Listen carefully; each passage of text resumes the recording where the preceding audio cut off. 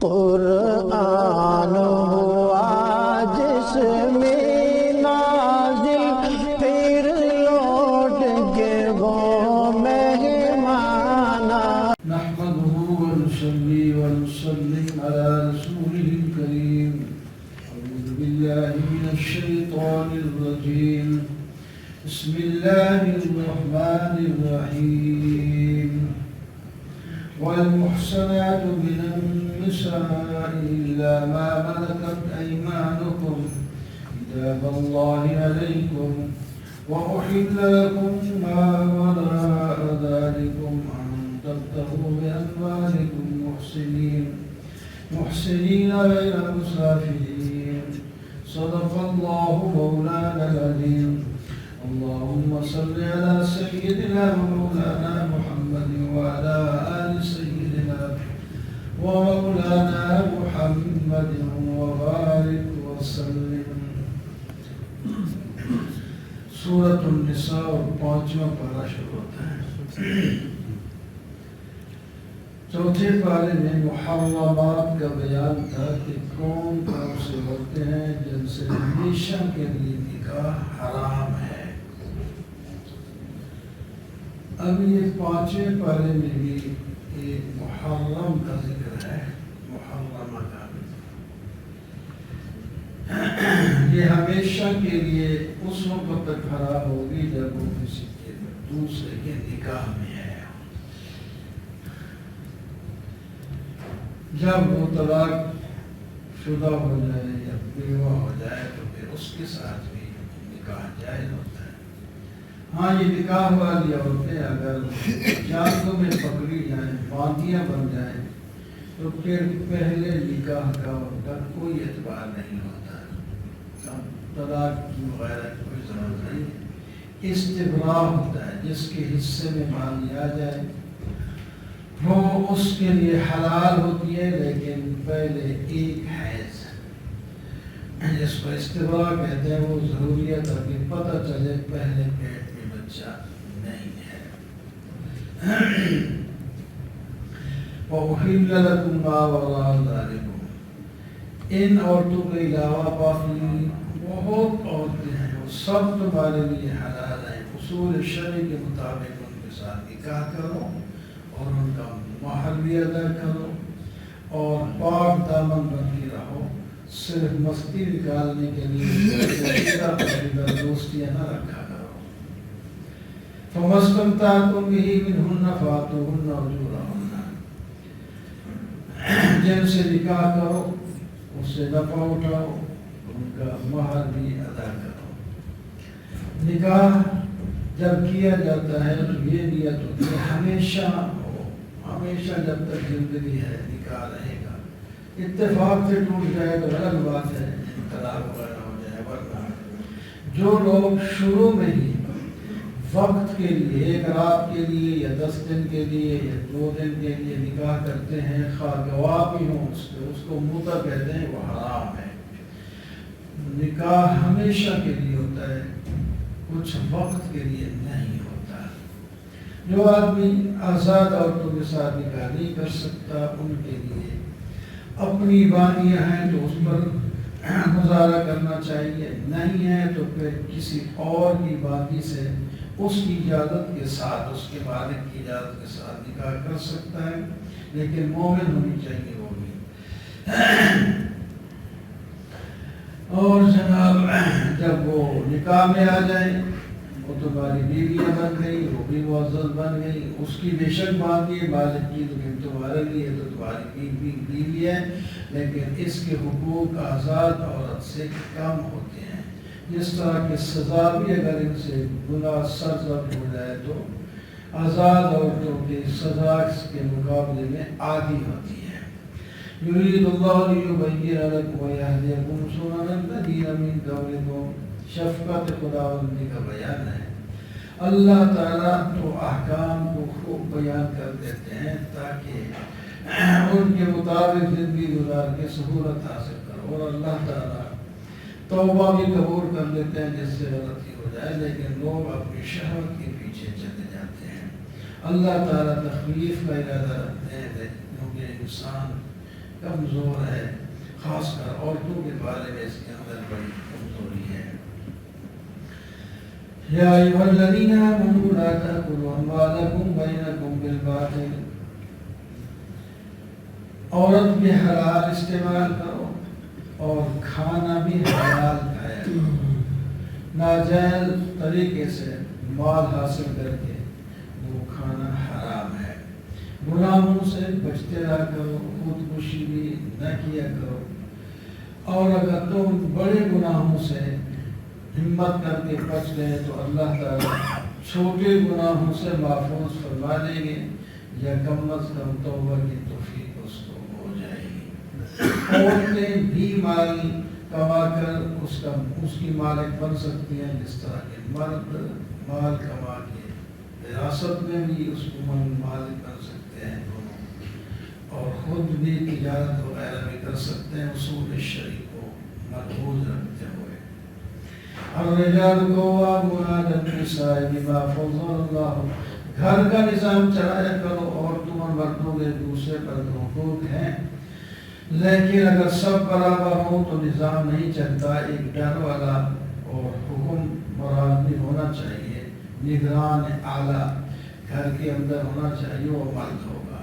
دو وجہ سے، اس واسطے کہ ایک تو مال خرچ کرتا ہے، دوسرا اس کی جسمانی قوت بھی زیادہ ہوتی ہے، وہ دماغی قوت بھی زیادہ ہوتی ہے، اس واسطے وہ سنبھال سکتا ہے گھر کو۔ عورتوں کو چاہیے کہ وہ نیک ہوں، فرما بردار ہوں، اور اپنے ناموس کی اور خاوند کے مال کی حفاظت کرنے والی ہوں۔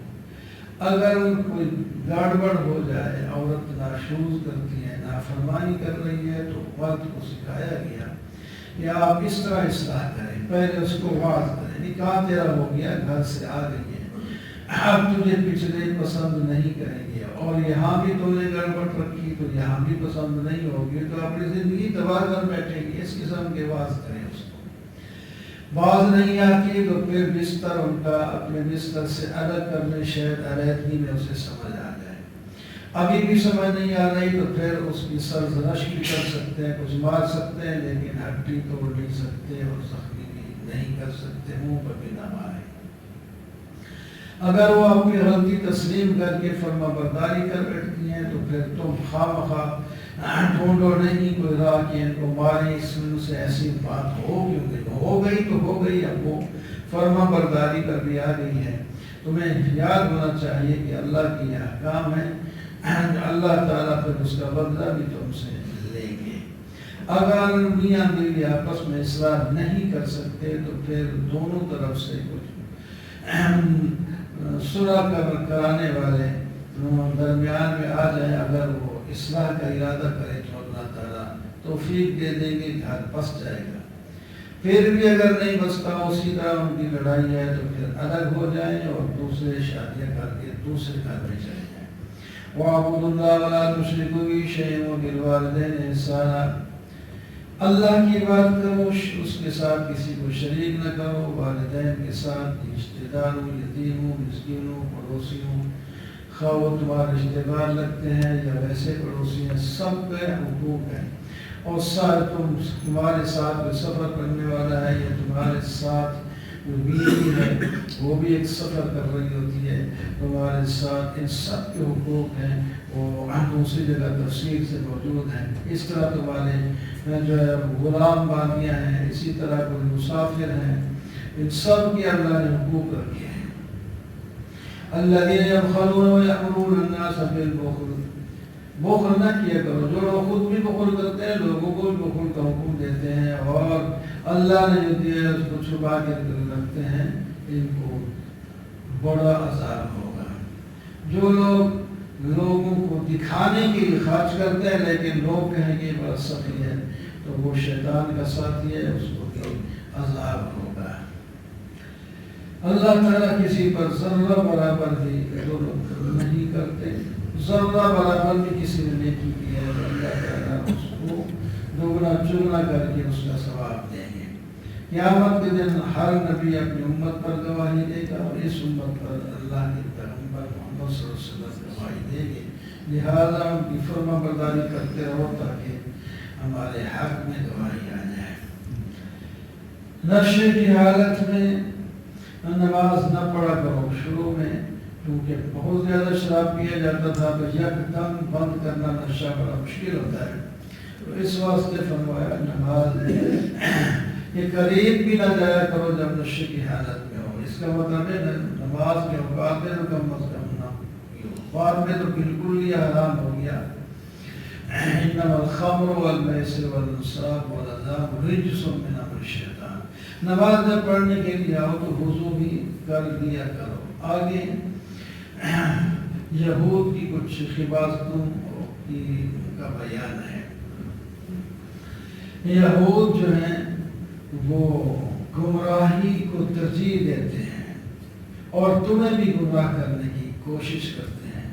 وہ بے ادب ہیں، پیغمبر کی بھی بے ادبی کرتے ہیں، اللہ کی کتاب کی بھی تحریف کرتے ہیں اور کہتے ہیں ہم نے سن لیا اور کریں گے نہ، دل میں کہتے ہیں نافرمانی کریں گے، اوپر سے کہتے ہیں ہم نے سن لیا اور آپ کی بات خدا کرے نہ سنی جائے، اس طرح کی بکواس کرتے ہیں۔ اللہ تعالیٰ نے فرمایا یوں بھی تو کہہ سکتے ہیں ہم نے سن لیا اور مانیں گے، اللہ تعالیٰ آپ کی بات کو سنائیں گے اور ہم اس کو سن کر عمل کریں گے، تو ان کے لیے بہتر ہوتا ہے۔ اہل کتاب کو حکم ہے کہ مسح ہونے سے پہلے ایمان لاؤ ورنہ تمہارے چہروں کو تمہاری گردنوں کی طرح کر دیا جائے گا، اور جیسا کہ پہلے ہفتے والے لوگوں پر یعنی تمہارے میں سے جو کیا کرتے تھے، شکار کرتے تھے مچھلیوں کا، ان کی ہم نے شکل بدلتی تھی، تم بھی بدلے جا سکتے ہو۔ شرک کی معافی نہیں ہوگی، جو شرک کے گناہ کے ساتھ مر گیا وہ ہمیشہ کے لیے جہنم میں جائے گا۔ کرتے گناہ ہیں یہودی، لیکن کہتے ہیں ہمارے نفس پاک ہیں، ہم جنت میں ہی جائیں گے۔ اور مسلمانوں کے اتنے دشمن ہیں کہ وہ کافروں کے بارے میں کہتے ہیں کہ ایمان والوں سے یہ کافر ہدایت والے ہیں، خدا ان پر لعنت کرے، اور جس پر اللہ لعنت کرے اس کا کوئی مددگار نہیں ہوگا۔ ان کو اگر حکومت کا کوئی حصہ یا مال دولت مل جائے تو یہ ایک کھجور کی گٹھلی کے اندر جو شگاف ہوتا ہے چھوٹا سا، اتنی ذرہ سا چیز بھی جو ہے خرچ کرنے کے لیے تیار نہیں ہوں گے۔ یہ حسد کرتے ہیں۔ جو لوگ کافر ہیں اور ہم ان کو جہنم میں ڈالیں گے، اور ان کو ان کے جب چمڑے جل جائیں گے تو پھر اللہ تعالیٰ فرماتے ہیں ہم نئے پیدا کر دیں گے۔ بار بار دنیا میں جل کر مر جاتا ہے، وہاں جلے گا بھی صحیح لیکن مرے گا بھی نہیں، اور کھال بدلتی جائے گی تاکہ ان کو عذاب پورا ہوتا رہے۔ والذین آمنوا وعملوا الصالحات سندخلهم، جو ایمان لائیں اور نیک عمل کریں ہم ان کو جنت میں داخل کریں گے، اور ان کو وہاں نہریں ملیں گی، بہترین چیزیں، اور ان کی بیویاں بڑی پاکیزہ ہوں گی اور بڑے بڑے سائے ہوں گے۔ اللہ تعالیٰ امانت کو ادا کرنے کا حکم دیتے ہیں۔ اللہ تعالیٰ فرماتے ہیں اطاعت کرو اللہ اور اللہ کے رسول کی اور اپنے بڑوں کی، جو حکمران ہیں یا والدین ہیں یا تمہارے علماء اور بزرگ ہیں، ان سب کی اطاعت کیا کرو۔ اگر تمہارا کوئی جھگڑا ہو جائے تو اپنا فیصلہ بھی انہی سے کراؤ۔ أَلَمْ تَرَ إِلَى الَّذِينَ يَزْعُمُونَ أَنَّهُمْ آمَنُوا، پھر انہیں یہود کی خباستوں کا ذکر ہے۔ ادھر تو کہتے ہیں ہم اس کتاب پر بھی ایمان لائے ہیں اور پہلی کتابوں پر بھی ایمان رکھتے ہیں، لیکن فیصلے کا ٹائم آئے تو کہتے ہیں ہم یہودیوں سے کروانا ہے، ہم نبی علیہ السلام کے پاس فیصلے کے لیے نہیں جاتے۔ اور منافق بھی ایسے ہی کرتے ہیں، جس طرح ایک مشہور واقعہ ہے، یہودی اور ایک بظاہر مسلمان تھا، حقیقت میں منافق تھا۔ ان کا کوئی اختلاف تھا تو حضرت نبی علیہ السلام منافق کہتا تھا کہ یہودی سے کروائیے، اشرف کعب بن اشرف سے، اور وہ منافق یہودی کہتا تھا نبی علیہ السلام سے کروائیں، کیونکہ منافق کو پتہ تھا کہ یہ اس کے حق میں ہوگا، میرے حق میں نہیں ہوگا۔ تو بہرحال نبی علیہ السلام نے فیصلہ کر دیا یہودی کے حق میں، پھر منافق اکڑ گیا، کہتا نہیں جی واپس کا اگر عمر سے نہیں تصدیق کروا لیتے ہیں۔ حضرت عمر کے پاس جب گئے تو انہوں نے ان کو بتا دیا کہ انہوں نے کہا چلو ٹھہرو، اندر سے تلوار لائے اور منافق کی گردن اتار دیا۔ فرمایا جو نبی علیہ السلام کے فیصلے کے بعد دوسری جگہ فیصلہ لے جائے گا اس کا فیصلہ یہی ہے کہ وہ گردن اس کی اتار دی جائے۔ پھر منافق اکڑ گئے کہ یہ تو مسلمان کو قتل کر دیا، ہم نے بدلہ لینا ہے، تو اللہ تعالیٰ نے آیت نازل فرما دی اللہ اور اللہ کے رسول کی اطاعت ضروری ہے، تو وہ جب فیصلہ ہو گیا تو اس کو جو نہیں مانتا وہ مرتد ہو جاتا ہے، مرتد کا قتل واجب ہوتا ہے۔ ہمارا سنن میں رسول کا جو طاع باذن اللہ، ہاں یہ ظالم پھر جو اکڑے ہوئے ہیں اگر اللہ کے نبی کے پاس آ جاتے خود بھی نادم ہو کے استغفار مانگتے اور نبی علیہ السلام کی ان کے لیے دعا کرتے، وہ جو مر گیا تو مر گیا، پچھلے لوگ جو ہیں ان کی اللہ تعالیٰ بخشش کر دیتے۔ قانون بیان فرما دیا فلا وربک لا یؤمنون حتی یحکموک فیما شجر بینہم، خدا کی قسم لوگ ایماندار ہو ہی نہیں سکتے جب تک کہ اپنے اختلافی مسائل میں آپ کو حکم نہ بنائیں اور پھر فیصلے کو سن کر اس کو تسلیم بھی کریں اور دل میں تھوڑی سی بھی تنگی نہیں ہونی چاہیے۔ وَلَوْنَا كَتَبْنَا عَلَيْهِمْ، ہم اگر ان پر ان کی توبہ کے لیے حکم دیتے کہ ان کو قتل کر دیا جائے تو پھر کیا کرتے؟ لیکن اللہ تعالیٰ نے احسان فرمایا، قتل کا حکم نہیں دیا اور ایسے توبہ کرنے کا حکم دیا۔ اللہ کے رسول کی اطاعت کرنے سے، اللہ کی اطاعت سے اللہ کے رسول کی بھی اطاعت ہو جاتی ہے اور اللہ تعالیٰ ان لوگوں کو ان لوگوں کے ساتھ شریک کر دیں گے جن پر اللہ کا انعام ہے، وہ نبی، صدیق، شہداء اور صالحین ہیں۔ جہاد بھی کیا کرو، ہر وقت محتاط رہا کرو، تمہاری چھوٹی بڑی جماعتیں ہونی چاہیے، اگر ایک چھوٹی جماعت کی ضرورت ہے تو وہ جائے، اگر بڑی جماعت کی ضرورت ہے تو وہ چلی جائے، لیکن تم نے جہاد کرنا ہے، جہاد میں ہی عزت ہے۔ فَلْيُقَاتِلْ فِي سَبِيلِ اللَّهِ الَّذِينَ يَشْرُونَ، لوگوں کو چاہیے کہ ایمان والوں کو ان لوگوں کے ساتھ لڑیں جنہوں نے دنیا کو ترجیح دی ہے، جو پھر اس میں مارا گیا یا غالب آ گیا ہم اس کو اجر دیں گے، اور شہید ہو گیا تو جنت دیں گے۔ کیوں نہیں لڑتے اللہ کے راستے میں؟ حالانکہ کمزور مرد عورتیں اور بچے وہاں دعائیں مانگ رہے ہیں، یا اللہ ظالم بستی سے ہمیں نکال لے اور ہمارے لیے کسی مددگار کو بھیج۔ ایمان والے اللہ کی راہ میں لڑتے ہیں اور کافر شیطان کے راستے میں لڑتے ہیں۔ ایماندار کو چاہیے کہ شیطان والوں کو قتل کر دیں۔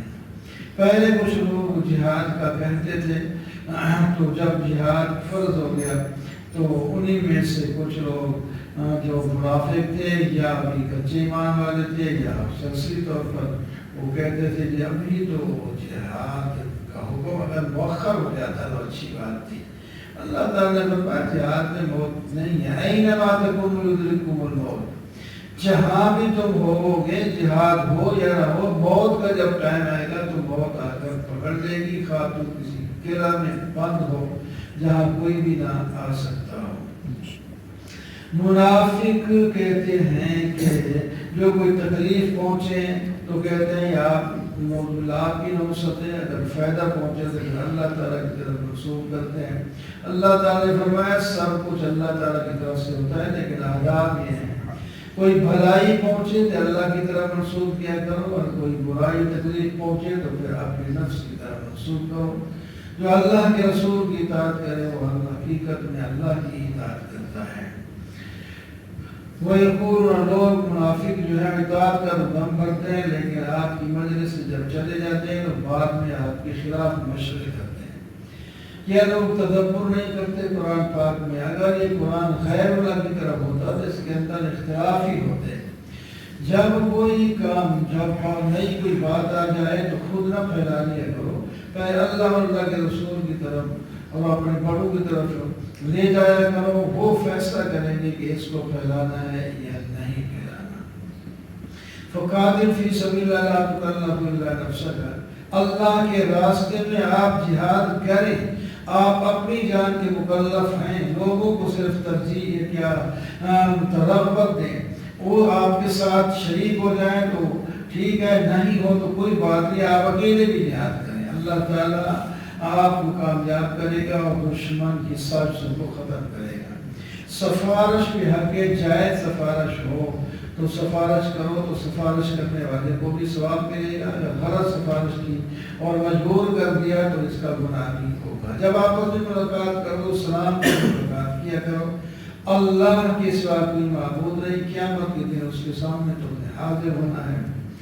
منافق جو تم سے الگ ہو کر دشمنوں کے ساتھ مل گئے ہیں تو ان کو ہی مار دو، ان کے بارے میں تمہاری دو جماعتیں نہیں ہونی چاہیے۔ ہے وہ منافق کہ تمہاں سے الگ بھی ہو گئے اور پھر دشمن کے ساتھ جا کے ملے ہیں، پھر تم سوچتے ہو، کچھ کہتے ہیں جو کلمہ تو پڑھتا ہے، کلمہ کون نہیں پڑھتے، ان کے کلمے کا کوئی اعتبار نہیں ہے۔ جو آدمی ویسے کسی دوسری قوم کے پاس چلا گیا جس کے درمیان اور تمہارے انصاف تک، پھر کوئی بات نہیں، ان کے ساتھ نہیں، پھر نہ لڑو، یا ویسے لڑنے سے تمہارے ساتھ ان کے دل تک ہوتے ہیں اور دوسروں کے ساتھ بھی، تو اس واسطے ان کو تو نہ مارو۔ اور جو لوگ جو ہیں وہ الگ بھی ہو گئے اور پھر اپنے ہاتھوں کو روکتے بھی نہیں، جب ان کو بلایا جائے تو فوراً ہی آ جاتے ہیں دشمنی کرنے کے لیے، لڑنے کے لیے، تو یہ جہاں بھی ملے پکڑ کے ان کو قتل ہی کر دو۔ وما كان للمؤمن يقتل مؤمنا، منافقوں کو تو تم، ان خاص منافقوں کو، ہر منافق کو نہیں، جس سے کئی بار تو آمدن قتل کرو لیکن مومن کو قتل نہیں کر سکتے۔ اگر غلطی سے قتل ہو جائے تو اس کی دیت دینا پڑے گی اور غلام بھی آزاد کرنا پڑے گا۔ اگر وہ کسی دشمن قوم سے تعلق رکھتا ہے تو پھر بھی غلام آزاد کرو۔ اگر خود مسلمان ہے لیکن دشمن قوم کے ساتھ تعلق رکھتا ہے لیکن ان کے ساتھ تمہارا معاہدہ ہے تو پھر غلام بھی آزاد کرو اور ان کو دیت بھی دو۔ جن کے پاس دیت نہیں ہے 2 مہینے تو لگاتار روزے رکھے۔ مومن کو جان بوجھ کر جو آدمی قتل کرے گا ہمیشہ کے لیے جہنم میں جائے گا، اللہ تعالیٰ اس پر ناراض ہو گیا اور اللہ کی لعنت ہوگی۔ ایمان والوں، جب تم کسی سفر میں ہو تو کسی نے کلمہ پڑھ لیا تو خوب جان پڑتال کر لیا کرو، صرف یہ الزام لگا کر کے یہ اپنی جان بچانے کے لیے یہ کلمہ پڑھ رہا ہے، اس نہ تو ایسے اسے قتل نہ کرو، کیونکہ تم نے بھی تو آخر کلمہ پڑھا ہے، ہم نے اعتبار کیا ہے، تو تم دوسرے کو پر بھی اعتبار کر لیا کرو۔ جہاد میں جہاد کرنے والے اور گھر میں بیٹھنے والے برابر نہیں ہوتے۔ جو لوگ جہاد میں اپنی جان بھی اور مال بھی خرچ کرتے ہیں ان کے اونچے بڑے درجات ہیں۔ ہاں جو اپاہج ہیں، نہیں لڑ سکتے تو ان کو گناہ نہیں ہوگا، لیکن ثواب ان کو ہوگا جو جہاد میں جائیں گے۔ ان الذین توفاهم الملائکۃ ظالمین، وہ لوگ جو اپنے علاقے میں ہیں اور وہاں ماحول بڑا خراب ہے، دین پر عمل نہیں کر سکتے، ان کے لیے ضروری ہے کہ وہاں سے ہجرت کر کے ایسی جگہ چلے جائیں جہاں دین پر آسانی سے عمل کر سکیں۔ اگر یہ نہ گئے تو جب فرشتے ان کی جان نکالنے کے لیے آئیں گے تو ماریں گے بھی اور کہیں گے کیوں نہیں عمل کیا، وہ عذر پیش کریں گے تو یہ ان کو کہیں گے زمین اللہ کی واسطے تھی، تم وہاں کر کے کیوں نہیں گئے۔ ہاں جو کمزور ہیں نہیں ہجرت کر سکتے، عورتیں ہیں، بچے ہیں یا بیمار ہیں تو ان پر گناہ نہیں ہوگا، اور جو ہجرت کریں گے اللہ تعالیٰ ان کو ثواب دے گا۔ اور جو ہجرت کرنے کی نیت سے گھر سے نکلا تھا لیکن راستے میں موت آ گئی تو اس کو بھی ہجرت کا ثواب بھی ملے گا۔ وَإِذَا ضَرَبْتُمْ، جب تم سفر میں ہو تم نماز میں 4 رکعت والی کو 2 کر کے قصر کر دیا کرو، اور ایک جماعت کے ساتھ اگر پڑھنا چاہیں تو یہ بھی ممکن ہے، امام ایک جماعت میں 1 رکعت پڑھا دے اور دوسری دشمن کے مقابلے میں کھڑی ہو اور پھر دوسری کو پڑھا دے اور یہ پہلی دشمن کے مقابلے میں چلی جائے۔ اس کی بہت سی صورتیں ہیں جس کی تفصیل کرنا ہے، لیکن کیا ہے نماز کے وقت بھی اسرا لگا کر نماز پڑھا کرو، اور کافر تو یہ چاہتے ہیں تم اپنے سامان سے اور اسرا سے غافل ہو جائے تاکہ وہ جلدی سے حملہ کر کے تمہیں ختم کر دے۔ ہاں اگر کوئی بارش ہے اور یا تمہیں کوئی بخار تکلیف ہے تو پھر اپنا سامان ہتھیار بھی اتار سکتے ہیں۔ جب نماز سے فارغ ہو جائے تو پھر بھی ذکر جاری رکھیں، اور جب دشمنیاں ختم ہو جائے اپنا خوف وغیرہ تو نماز کو اصول کے مطابق پڑھیں۔ کمزوری نہ دکھایا کریں کسی قوم کے پیچھے جانے کا۔ اگر اللہ کا پیغمبر یا تمہارا قائد کہہ دے تو کوئی بات نہیں، چلے جائیں، خاص زخم جو تب بھی کوئی بات نہیں، وہ بھی تو آخر تمہارے ساتھ جا کے زخمی ہوئے ہیں، لیکن تمہیں امید ہے بہت سے ثواب کی، اللہ کی رضا کی، ان کو امید نہیں ہے۔ اِنَّا أَنزَلْنَا إِلَيْكَ الْكِتَابَ بِالْحَقِّ، ہم نے جو کتاب نازل کی ہے اس واسطے تاکہ آپ لوگوں کے درمیان ایک قرآن کے مطابق فیصلہ کریں اور خیانت کرنے والوں کی طرفداری نہ کریں۔ یہ بھی ایک واقعہ ہے، منافق نے چوری کی اور یہودی کے گھر میں وہ آٹے کی بوری رکھ دی، اور لمبی بات ہے، اور پھر وہ خود بھی کہنے لگے نہیں یہ ہم نے تو ایسا نہیں کیا۔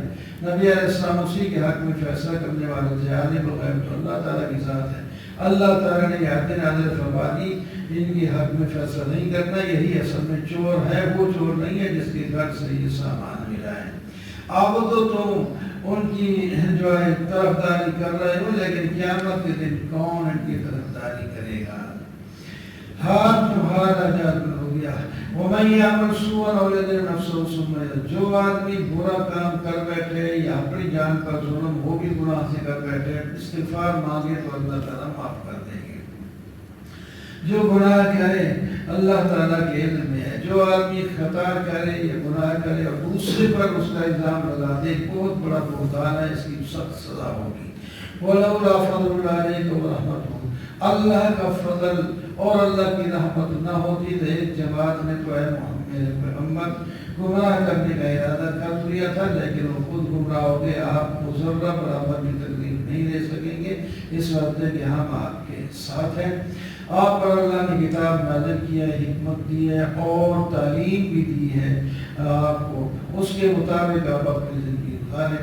لا خیر فی کثیر من نجواہم، یہ لوگ جو مشورے کرتے ہیں تو فرمایا کسی مشورے میں بھلائی نہیں، ہاں صدقہ کرنے، نیکی کرنے یا لوگوں کے درمیان اصلاح کرنے کا کوئی مشورہ کرے تو اس کی اجازت ہے، بلکہ حکم ہے۔